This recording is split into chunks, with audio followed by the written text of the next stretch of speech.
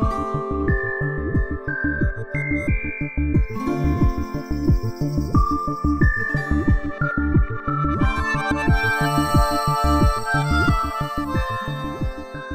Arun Kumar Biswas, detective fiction writer. আপনাদের আমন্ত্রণ জানাই ব্যানকফ নিবেদিত বই ভালোবাসি তোমার অনুষ্ঠানে। আপনারা জানেন এই অনুষ্ঠানে আমরা প্রতি পর্বে একজন ভিন্ন ধাঁচের নতুন একজন অতিথির সঙ্গে নিয়ে বসি, তার কথা শুনি এবং একটা আড্ডার আমেজে বই নিয়ে আমাদের কথা হয়। আজকে আমাদের আড্ডার মধ্যমণি প্রফেসর ডক্টর শারমিন সুমি। কেমন আছেন? ভালো আছি। আপনি তো একাধারে চিকিৎসক এবং নিউক্লিয়ার কার্ডিওলজিতে আপনার স্পেশালাইজেশন, এবং আপনি কবিতা লেখেন। আমরা প্রথম কবিতা দিয়ে শুরু করতে চাই। আপনার কবি হয়ে ওঠার আখ্যান, কিভাবে আপনি কবি হলেন, প্রথম দিকে লেখালেখি সম্বন্ধে জানতে চাই। কবি হওয়ার প্রথমে আসলে আমি ছোটবেলা থেকে আসলে খুব সাহিত্যপ্রেমী। আমার রুশ সাহিত্য দিয়ে আমার শুরু ছোটবেলার শৈশবটা। তো পরবর্তীতে আমি সবসময় মানে গল্পের বই, কবিতা আসলে খুব বেশি পড়তাম না, গল্পের বই বেশি পড়া হতো। তো পরবর্তীতে যেটা হলো 2020-এর করোনা মহামারীতে, ওই সময় আমার কোভিড পজিটিভ আসলো। তো আসার পর একদিন সকালবেলা খুব মন খারাপ, জানালার বাইরে আমি শীতের সকাল ছিল, কুয়াশা দেখছিলাম। তো হঠাৎ করেই আমার কেমন জানি কিছু কবিতার লাইন মনে হলো যে আমার চোখের সামনে ভাসছে। তো আমি নিজেই খুব অবাক হলাম। তো তাড়াতাড়ি আমি বললাম যে ঠিক আছে, আমাকে একটা কবিতার যে কোনো একটা খাতা দাও, আমি কিছু লিখবো। তো এই আমার প্রথম কবিতা লেখা। তো আমি দেখলাম যে আমি লিখতে পারছি, মোটামুটি ভালোই কিছু একটা দাঁড়াচ্ছে। এবং আপনার এই অভিজ্ঞতা আমার একজন কবির কথা মনে করিয়ে দেয়, S T. Coleridge. Samuel Taylor Coleridge যেটা করেছেন, উনি স্বপ্নের মধ্যে কবিতা লিখেছিলেন কুবলাই খান, এবং আপনি যেটি করেছেন, আপনিও স্বপ্ন দেখেছেন, তবে জেগে জেগে। তারপরে কথা শুনি। তো যাই হোক, তো তারপরে তো দুটা তিনটা কবিতা ওভাবে লিখলাম। তো আমার সবচাইতে আসলে কাছের পাঠক বলবো আমার মা। তো ওনাকে দিলাম পড়ার জন্য। তো পড়ে বেশ অ্যাপ্রিসিয়েটই করলো, বললো যে না তুমি লিখো। তো তারপর থেকে আমি মানে লিখছি এবং দেখলাম যে লেখাটা আমার মানে ভালো লাগার একটা জায়গা হয়ে গেল। আমার একটা মানে সারাদিনের ক্লান্তিতে, যেহেতু আমি ডাক্তার, অনেক স্ট্রেসের ভিতরে আমাকে যেতে হয়। তো আমি দেখলাম যে অনেক সময় রাস্তায় জ্যামে বসে অফিসে যাওয়া আসার পথেও আমি দেখলাম যে ওই টাইমটায় আমি একটু দু একটা যদি কিছু লিখি আমার ভালো লাগে। হ্যাঁ, এবং এই থেকেই আমার এবং এখানে একটা জিনিস দেখেন, আপনার সময়টাও কিন্তু খুব মানে কি বলবো যে আপনার জনবান্ধব, মনোবান্ধব হয়ে উঠলো। অর্থাৎ আপনি যখন বিরক্তিকর মুহূর্তে থাকেন, তখনও কিন্তু আপনি কিছু সৃষ্টি করছেন। এবং আপনার মা কিন্তু আপনাকে শুধু জন্ম দেননি, আপনার যে দ্বিতীয় জন্ম কবি হিসেবে, সেক্ষেত্রেও তার একটা বড় ভূমিকা। আপনার প্রথম বই স্বর্ণলতা, জি, এটা বেরিয়েছে কোন সালে? এটা 2022-এ বের হয়েছে। ওকে। তো পরবর্তীতে আসলে বইটা মনে হলো যে আমার আরেকটু সুন্দর করে গুছিয়ে আমি বের করতে চাই। তো সেজন্য আমি এবার বইটার আবার আরেকটা সংস্করণ বের করলাম, একটু নান্দনিকভাবে উপস্থাপন করলাম। আর এটা আমার এবারের বই হলো হৃদয় পাত্র। জি, বেরিয়েছে বইমেলায়। জি, বইমেলায় আজকে বের হলো। ওকে, আচ্ছা, এই যে আপনার কবিতা আপনি রচনা করছেন, নিজে মুগ্ধ হচ্ছেন, অন্যকে মুগ্ধ করছেন, আপনার এতে কীরকম প্রতিক্রিয়া হয়? আপনার কি মনে হয় যে আসলে কবিতা লেখাটার আপনার জন্য কতটা আনন্দের? নিশ্চয়ই আনন্দের। লেখাটা অবশ্যই আনন্দের, তবে পাঠকের অনুভূতিটা যখন জানতে পারি সেটা আরও বেশি আনন্দের। ভালো লাগে তখন যে কেউ একজন পড়লো আগ্রহ নিয়ে, বা একটু তার অনুভূতিটা জানালো, শেয়ার করলো, তখন ভালো লাগে। মানুষ তো অমরত্ব চায়, এবং এই সৃষ্টিশীলতার মধ্য দিয়েও মানুষ বেঁচে থাকতে পারে। আপনার প্রিয় কবির তালিকায় কারা রয়েছেন?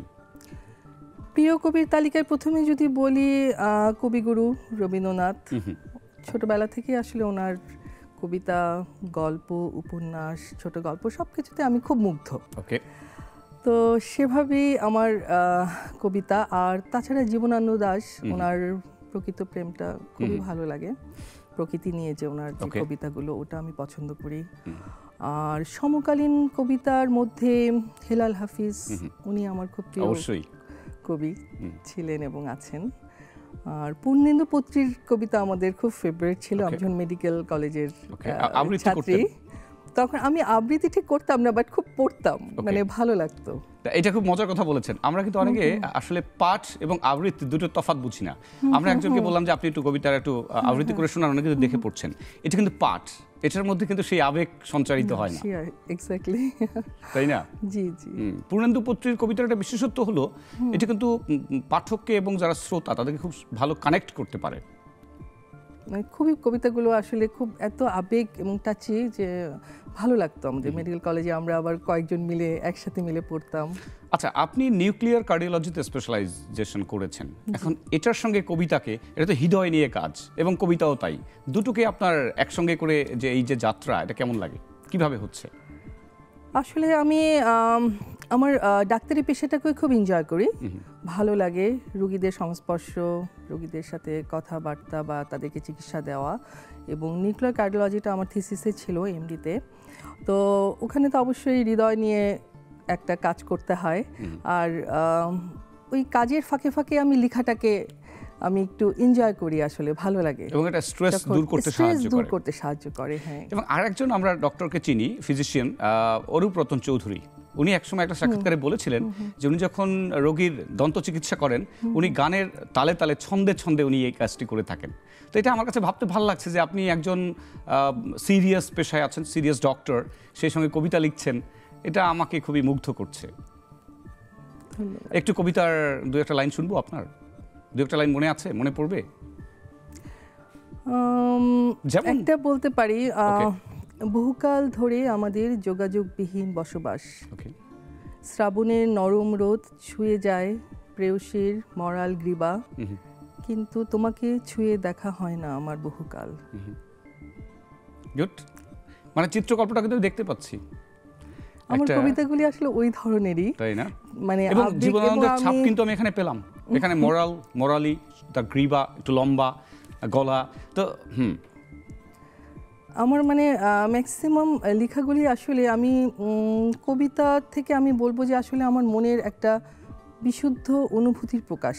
আচ্ছা, আপনার সেই শৈশব স্মৃতি, সেখান থেকে আমরা একটু শুনতে চাই। আমার শৈশব স্মৃতি যেমন যাপিত শৈশব কবিতাটি, যদি কোনো দিন ঘুম ভেঙে দেখি আমি হয়ে গেছি কাঁধের উপর দুবিনি ঝোলানো সেই ছোট্ট আমি, একটি ব্যস্ত সকাল ছুটে বেড়াচ্ছি ঘরময় মায়ের আঁচল ধরে, সোনালি দুপুরটা কেটে যাবে ছাদের চিলে কোঠায় প্রিয় গল্পের বইয়ে মুখ গুজে তেঁতুল আচার খেতে খেতে, রংধনু বিকেলটা না হয় খেলার সাথীকে সঙ্গে নিয়ে কাটাবো, কানামাছি অথবা পুতুলের বাক্স সাজিয়ে, আবির মাখা সন্ধ্যা এলে বসে পড়ব পড়ার টেবিলে, ক্যালেন্ডারের মলাট লাগানো বইগুলোর গন্ধ নেব, আর সাথে সহোদরের সাথে মিষ্টি মধুর ঝগড়াঝাটি। বেশ কেটে যাবে সময়টা, রূপালী রাতটা আসবে স্বপ্ন নিয়ে, রূপকথার গল্প নিয়ে, মায়ের পাশে চুপটি করে শুয়ে শুয়ে আকাশ দেখব, চোখ মুছব সিন্ডারেলার গভীর কষ্টে, সুই সুতার বাক্সে ভরা রঙিন সুতায় ছেয়ে যাবে বসন্তের একটি পাতা ঝরা। অসম্ভব সুন্দর। আপনি আপনার সন্তান বা বর্তমান প্রজন্ম যারা, তাদের বাবা মা হিসেবে কি এই শৈশব আমরা তাদেরকে দিতে পারছি? সেই শৈশব আসলে আমাদের ছোটবেলায় যে এই যে একটু বাইরে মানে খেলতে যাওয়া বা একটা মানে সংস্পর্শ, মা বাবা সংস্পর্শ একটা জীবন আমাদের কেটেছে। তো এখন আমাদের আসলে যান্ত্রিক জীবন, ব্যস্ত জীবন, আর তাছাড়া আসলে এখন কিছুটা ডিভাইস কেন্দ্রিক অনেক কিছু হয়ে গেছে। বাচ্চারা একটু মোবাইল বা একটু এই ধরনের ডিভাইসে অনেক সময় আসক্ত থাকে। তবে আমি চেষ্টা করি আমার বাচ্চাদেরকে বইয়ের দিকে আসক্ত করতে, তারা একটু পছন্দ করে। আমার ছোট ছেলে বইও লিখেছে। ভেরি গুড, এটা শুনে খুব ভালো লাগলো। কিন্তু যেটা বাস্তবতা আমরা দেখি যে ওই যে ডিভাইসের কথা বললাম, এটা অনেকাংশে অজুহাত। মায়ের ভালোবাসাকে উপেক্ষা করে এমন সাহস বা স্পর্ধা কোনো সন্তানের নেই, এটা আমি বিশ্বাস করি। অর্থাৎ আমরা বাবা মায়েরা যদি একটু সন্তান কেন্দ্রিক হই, নিজের হাতে যদি একটু রান্না করে দিই, আমি এমনও ফ্যামিলি দেখেছি সেই বাবা মা বা মা কবে কিচেনে ঢুকেছেন সেটা তিনি মনে করতে পারেন না, অথচ আমি কিন্তু আমার মায়ের হাতে রান্না করা যে সেই কুমড়ো ফুল, সেটা কিন্তু আমি এখনো মিস করি, দেখতে পাই। সো আমি মনে করি আপনি যেটা করছেন খুবই ভালো। বাচ্চাদের বই পড়াচ্ছেন, বই পড়ছে, বই লিখছে, আপনার প্রতি আমাদের অশেষ কৃতজ্ঞতা। আপনার পরবর্তী প্ল্যান কি বই নিয়ে, লেখালেখি নিয়ে? গল্প, ছোট গল্পের দিকে যাবেন কিনা? ছোট গল্পের একটা আমার হচ্ছে, আমি লিখছি। আমি 6টা গল্প লিখে ফেলেছি এর মধ্যে। তো ইচ্ছা আছে যে নেক্সট আগামী 21শে ফেব্রুয়ারি বা ফেব্রুয়ারিতে ইনশাল্লাহ আমি একটা বই বের করব। আচ্ছা, চা না কফি, কোনটা প্রেফার করেন? অবশ্যই কফি। বাহ, আপনার সামনে রয়েছে ব্যানকফের একটা কফি, you can have a taste. আর হলো যে হৃদরোগের সঙ্গে এই কফি পানের কোনো সম্পর্ক আছে কি, ভালো বা মন্দ? হৃদরোগের সাথে আসলে কফিটা যেটা ক্যাফিন, একটু পালপিটেশন হয় কারো কারো ক্ষেত্রে, তবে কিছুটা আসলে এটা অভ্যস্ততাও আমি যেটা মনে করি। এবং আমার তো মনে হয় যে কফি খেয়ে আমি খুব মানে চাঙ্গা অনুভব করি, আমার ভালো লাগে। আপনার আর যদি কবিতা নিয়ে দুটো কথা বলতে চান? না, কবিতা আসলে আমি নিজেও আসলে কবিতার পাঠক খুব বেশি ছিলাম না। ওই যেটা বললাম যে আমি একটু মানে রবীন্দ্রনাথের কবিতা পড়তাম বা জীবনানন্দ, এরকম 2-4 জনের মানে লেখকের কবিতা আমি অনেক পড়েছি, কিন্তু অনেক বেশি যে কবিতা প্রেমী ছিলাম আমি তা না। কিন্তু আমি যখন থেকে লিখছি তখন থেকে আমার মনে হচ্ছে যে না, কবিতাতে অনেক কিছু বলার আছে। আর আমার কবিতাগুলো আসলে খুব সহজ ভাষায়, আমি জটিলতাকে অতিক্রম করার চেষ্টা করেছি। মানে কিছু কবিতা যেমন অনেক একটু জটিল শব্দচয়ন থাকে, একটু জটিলতা থাকে, অনেক সময় হয়তো একটু পড়তে যে একটু বোরিং মনে হয় বা মনে হয় যে আমি বুঝছি না, ভাষায় লিখলে ভালো হয়। হ্যাঁ, কিন্তু আমার কবিতাগুলো আমি চেষ্টা করেছি একটু সহজ ভাষায় লিখতে। অশেষ ধন্যবাদ শারমিন সুমি কবি, আপনাকে পেয়ে আমরা খুবই কৃতার্থ এবং ধন্য। ভালো থাকবেন আপনি। প্রিয় দর্শকবৃন্দ, আমাদের আজকের পর্বের এখানে ইতি টানছি। আবার আপনাদের সঙ্গে দেখা হবে নতুন পর্বে অন্য কোনো অতিথির সঙ্গে। সে নাগাদ ভালো থাকুন, সুস্থ থাকুন এবং অবশ্যই বইয়ের সঙ্গে থাকুন।